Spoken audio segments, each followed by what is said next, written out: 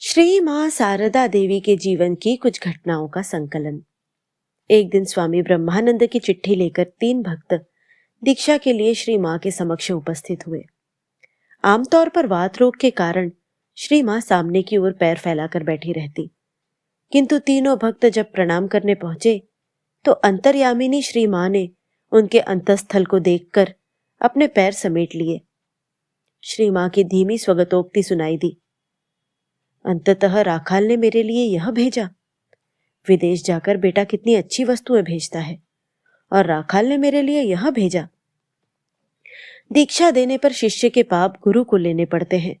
श्री मां उन्हें दीक्षा देने को राजी नहीं हुई।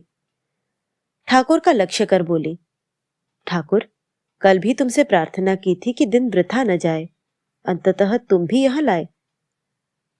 तीनों भक्त भी कहां छोड़ने वाले थे। वे बार बार श्री मां से दीक्षादान का अनुरोध करते रहे। बहुत देर सोचने के बाद अंततः श्री मां दीक्षादान के लिए राजी हुई और कहा, जब तक शरीर रहे ठाकुर तुम्हारा काम करती जाऊं। दीक्षा हो गई। कुछ दिन बाद मठ में जब यह खबर पहुंची, घटना का पूरा ब्यौरा सुनकर ब्रह्मानंद जी काफी देर निस्तब्ध बैठे रहे और प्रेमानंद जी गहरी सांस छोड़कर आवेग में कह उठे, कृपा कृपा, इस महिमामयी कृपा के द्वारा ही श्री मां हर वक्त हमारी रक्षा करती हैं। कितना विष उन्होंने स्वयं ग्रहण किया है, यह व्यक्त करने के लिए हमारे पास भाषा नहीं है। यदि यह विष हम ग्रहण करते तो जलकर भस्म हो जाते। बिरले किसी दिन यदि श्री मां के पास एक भी भक्त न आता तो देखने में आता कि वे विचलित हो, अंदर बाहर कर रही हैं और व्याकुल हो ठाकुर से कह रही हैं, आज भी दिन वृथा ही गया, एक व्यक्ति भी नहीं आया। तुमने ही तो कहा था तुम्हें रोज कुछ न कुछ करना होगा। कहाँ ठाकुर, आज का दिन क्या वृथा जाएगा।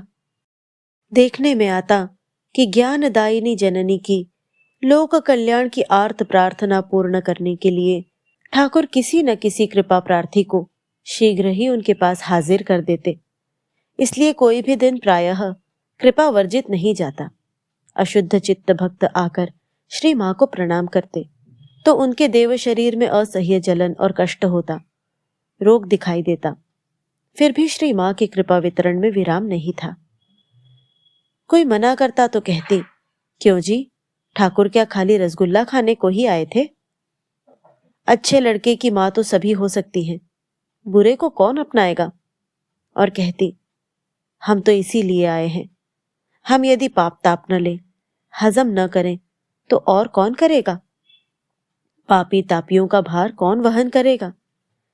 इसलिए यह जानते हुए भी कि शिष्य का पाप ग्रहण करना पड़ता है, करुणामयी श्री मां दया करके मंत्र देती, कृपा करके मंत्र देती और सोचती, शरीर तो जाएगा ही, फिर भी इनका भला हो।